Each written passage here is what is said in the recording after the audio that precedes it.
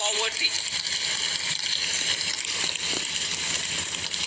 Our government's efforts are now getting synergized with energy and passion of such empowered people. This is truly elevating them from poverty. Direct benefit transfer of 34 lakh crore rupees from the government using PM Jan Dhan accounts has led to savings of 2.7 lakh crores of rupees for the government. This savings has been realized through avoidance of leakages prevalent earlier. The savings have helped in providing more funds for Garib Kalyan. PM Swanidhi has provided credit assistance to 78 lakh street vendors. From that total of 78 lakh street vendors, 2.3 lakh have received credit for the third time. PM Jan Man Yojana reaches out to the particularly vulnerable tribal groups who have remained outside the realm of development so far. PM Vishwakarma Yojana provides end-to-end support to artisans and craftspeople engaged in 18 trades. The schemes for empowerment of Divyangs and transgender persons reflect firm resolve of our government to leave no one behind. Welfare of Annadata. Farmers are our Annadata. Every year under PM Kisan Samman Yojana, direct financial assistance is provided to 11.8 crore farmers, including marginal and small farmers. Crop insurance is given to 4 crore farmers under PM Fasal Bima Yojana. These, besides several other programs, are assisting Annadata in producing food for the country and for the world. Electronic National Agricultural Market has integrated 1,361 mandis and is providing services to 1.8 crore farmers with trading volume of 3 lakh crores of rupees. The sector is poised for inclusive, balanced, higher growth and productivity. These are facilitated from farmer-centric policies, income support, coverage of risks through price and insurance support, promotion of technologies and innovations through startups. Empowering the Amrit PD, the Yuva. Our prosperity depends on adequately equipping and empowering the youth. The National Education Policy 2020 is ushering the transformational reforms. PM Schools for Rising India, PM Shri, are delivering quality teaching and nurturing holistic and well-rounded individuals. The Skill India mission has trained 1.4 crore youth, upskilled and reskilled 54 lakh youth, and established 3,000 new ITIs. A large number of institutions of higher learning, namely 7 IITs, 16 triple ITs, 7 IIMs, 15 AIMS, and 390 universities have been set up. PM Mudra Yojana has sanctioned 43 crore loans aggregating to 22.5 lakh crores of rupees for entrepreneurial aspirations of our youth. Besides that, Fund of Funds, Startup India, and Startup Credit Guarantee schemes are assisting our youth. They are also becoming Rozgar Data. The country is proud of our youth scaling new heights in sports. The highest ever medal tally in Asian Games and Asian Para Games in 2023 reflects a high confidence level.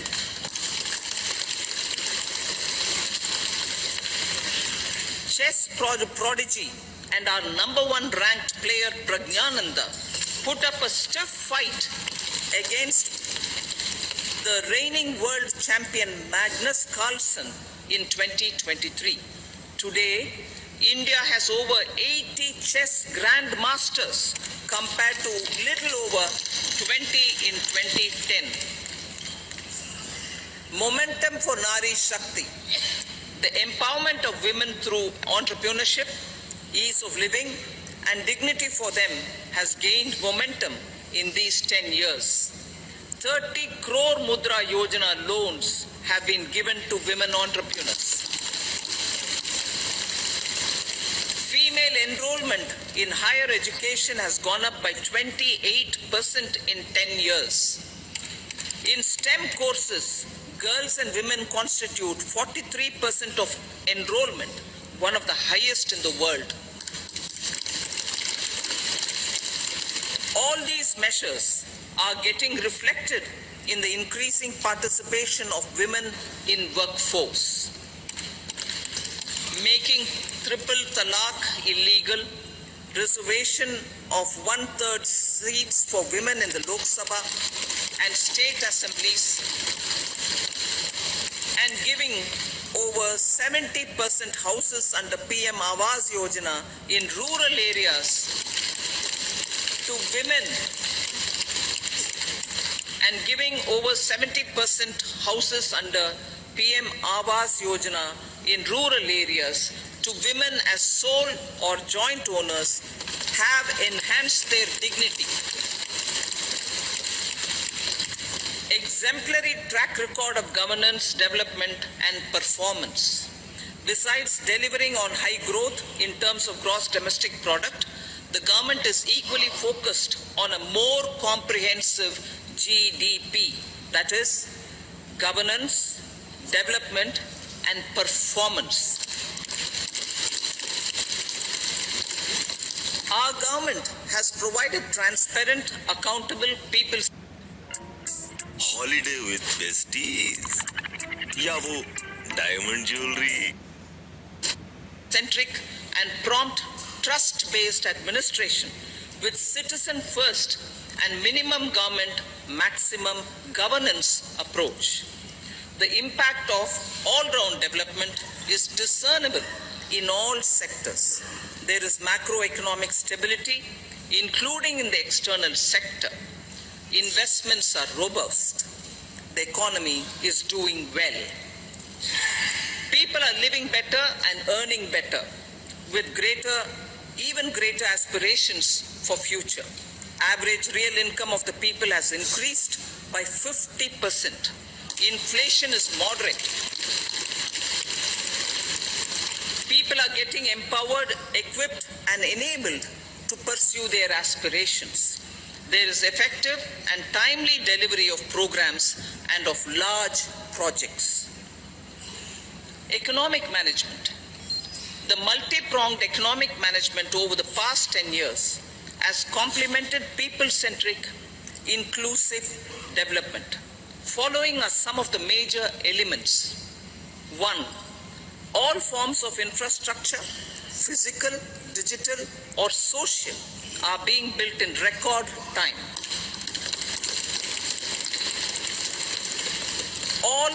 Number 2, all parts of the country are becoming active participants in economic growth. Number 3, digital public infrastructure, a new factor of production as if in the 21st century, is instrumental in formalization of the economy. Number 4, goods and services tax has enabled one nation, one market, one tax. Tax reforms have led to deepening and widening of tax base. Number 5, strengthening of the financial sector has helped in making savings, credit, and investments more efficient. Number 6, GIFT, IFSC, and the Unified Regulatory Authority, IFSCA, are creating a robust gateway for global capital and financial services for the economy. Number 7, Speaker, sir, geopolitically, Global affairs are becoming more complex and challenging with wars and conflicts.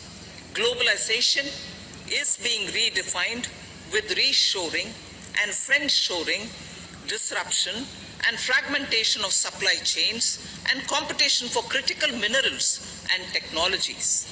A new world order is emerging after the COVID pandemic. India assumed the G20 presidency during very difficult times for the world. The global economy was going through high inflation, high interest rates, low growth, very high public debt, low trade growth, and climate changes. The pandemic has led to a crisis of food, fertilizer, fuel, and finances for the world, while India successfully navigated its way.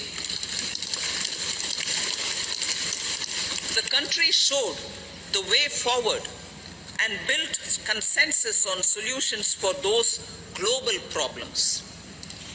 The recently announced India-Middle East-Europe Economic Corridor is a strategic and economic game changer for India and others. In the words of Honorable Prime Minister, the corridor, and I quote, will become the basis of world trade for hundreds of years to come, and history will remember that this corridor was initiated on Indian soil, unquote. Vision for Vikasit Bharat. Our vision for Vikasit Bharat is that of prosperous Bharat in harmony with nature, with modern infrastructure, and providing opportunities for all citizens and all regions to reach their potential. With confidence arising from strong and exemplary track record of performance and progress, earning Sabka Vishwas, the next 5 years will be years of unprecedented development and golden moments to realize the dream of developed India by 2047. The trinity of demography, democracy, and diversity backed by Sabka Prayas has the potential to fulfill aspirations of every Indian. As Honorable Prime Minister in his Independence Day address to the nation mentioned, I quote, there is no dearth of opportunities, as many opportunities as we want. The country is capable of creating more opportunities. Sky is the limit, unquote. Strategy for Amrit Kal. Our government will adopt economic policies that foster and sustain growth, facilitate inclusive and sustainable development, improve productivity, create opportunities for all, help them enhance their capabilities, and contribute to generation of resources to power investments and fulfill aspirations. Guided by the principle, reform, perform, and transform, the government will take up next generation reforms and build consensus with the states and stakeholders for effective implementation. It is an important policy priority for our government to ensure timely and adequate finances, relevant technologies, and appropriate training for the micro, small, and medium enterprises, MSMEs, to grow and also compete globally. Orienting the regulatory environment to facilitate their growth will be an important element of this policy mix. Aligning with the Panchamrit goals, our government will facilitate sustaining high and more resource-efficient economic growth. This will work towards energy security in terms of availability, accessibility, and affordability. For meeting the investment needs, our government will prepare the financial sector in terms of size, capacity, skills, and regulatory framework. Aspirational Districts Program. Our government stands ready to assist the states in faster development of aspirational districts and blocks, including generation of ample economic opportunities. Development of the East. Our government will pay utmost attention to make the eastern region and its people a powerful driver of India's growth. PM Awas Yojana Gramin. Despite the challenges due to COVID, implementation of PM Awas Yojana Gramin continued, and we are close to achieving the target of 3 crore houses. 2 crore more houses will be taken up in the next 5 years to meet the requirement arising from increase in the number of families. Rooftop solarization and Muft Bijli. Through rooftop solarization, 1 crore households will be enabled to obtain up to 300 units free electricity every month. This scheme follows the resolve of Honorable Prime Minister on the historic day of consecration of Sri Ram Mandir in Ayodhya. Following benefits are expected. Savings up to 15 to 18,000 rupees annually for households from free solar electricity and selling the surplus to the distribution companies. Charging of electric vehicles. Entrepreneurship opportunities for a large number of vendors for supply and installation. Employment opportunities for the youth with technical skills in manufacturing, installation, and maintenance. Housing for middle class.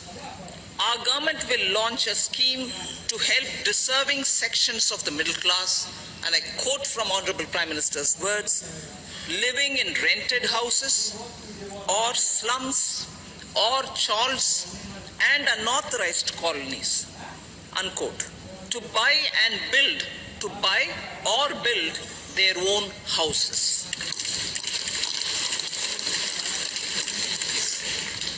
Medical colleges. Several youth are ambitious to get qualified as doctors. They aim to serve our people through improved healthcare services. Our government plans to set up more medical colleges by utilizing the existing hospital infrastructure under various departments. A committee for this purpose will be set up to examine the issues and make relevant recommendations. Cervical cancer vaccination.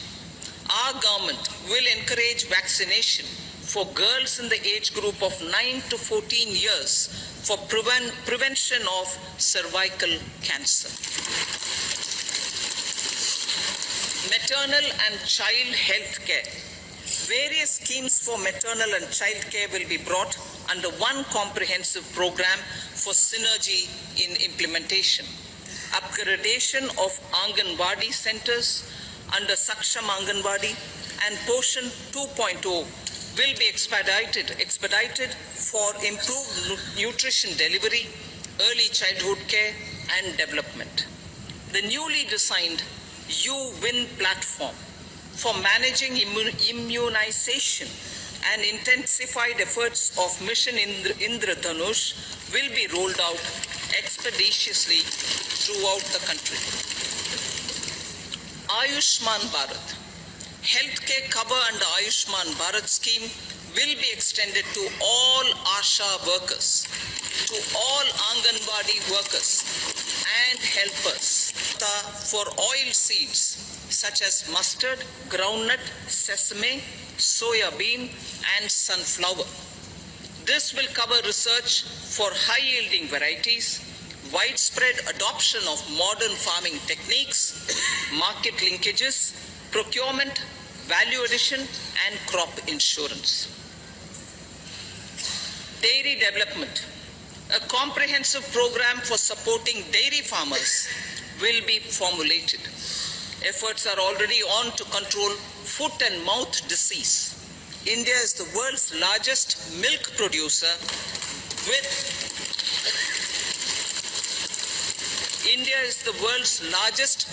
producer but with low productivity of milch animals.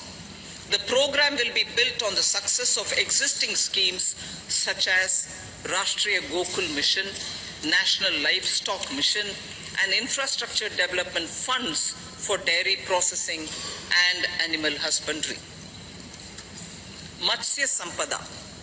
It was a government which set up a separate department for fisheries, realizing this will help in generating employment also. Promoting investments. The FDI inflow during 2014 to 23 was $596 billion, marking a golden era. That is twice the inflow during 2005 to 14. For encouraging sustained foreign investment, we are negotiating bilateral investment treaties with our foreign partners in the spirit of First Develop India. FDI is First Develop India. Reforms in the states for Vikasit Bharat. Many growth and development enabling reforms are needed in the states for realizing the vision of Vikasit Bharat. A provision of 75,000 crore rupees as 50-year interest-free loan is proposed this year to support those milestone-linked reforms by the state governments. Societal changes. The government will form a high-powered committee for an extensive consideration of the challenges arising from fast population growth and demographic changes. The committee will be mandated to make recommendations for addressing these challenges comprehensively in relation to the goal of Vikasit Bharat. Amrit Kal as Kartavya Kal. Our government stands committed to strengthening and expanding the economy with high growth and to create conditions for people to realize their aspirations. Honorable Prime Minister in his Independence Day address to the nation in the 75th year of our Republic said, and I quote, "We commit ourselves to national development with new inspirations, new consciousness, new resolutions as the country opens up immense possibilities and opportunities. It is our Kartavya Kal." Unquote. Every challenge of the pre-2014 era was overcome through our economic management and our governance. These have placed the country on a resolute path of sustained high growth. This has been possible through right policies, true intentions, and appropriate decisions.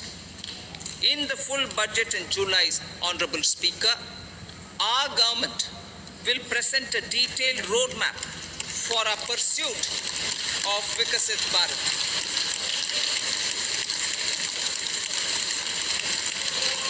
Revised estimates of 2023-24.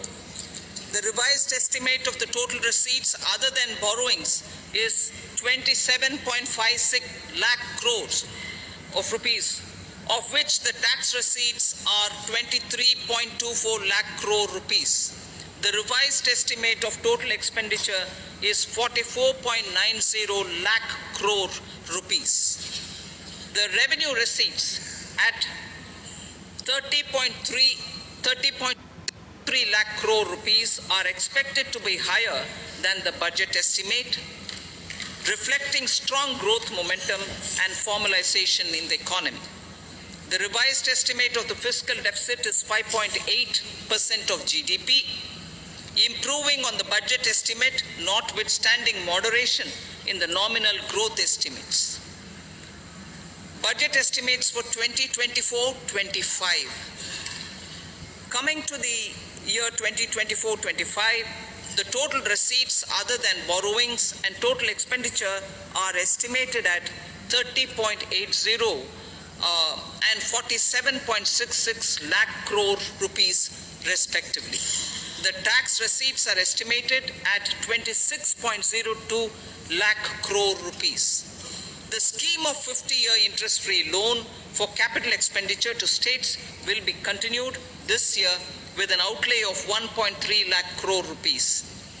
We continue on the path of fiscal consolidation as announced in my budget speech of 2021-22 to reduce fiscal deficit below 4.5% by 25-26. The fiscal deficit in 2024-25 is estimated to be 5.1% of GDP, adhering to that path. So the gross and net market borrowings through dated securities during 24-25 are estimated at 14.13 lakh crore rupees and 11.75 lakh crore respectively. Both will be less than that in 23-24.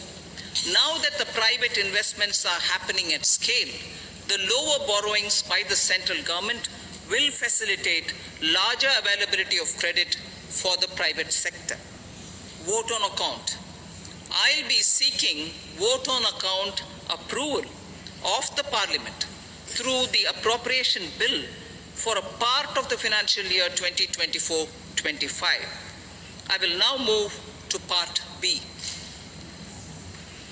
Honorable Speaker, sir, over the last 10 years, the direct tax collections have more than trebled and the return filers swelled 2.4 times. I would like to assure the taxpayers that their contributions have been used wisely for the development of the country and welfare of its people. I appreciate the taxpayers for their continued support.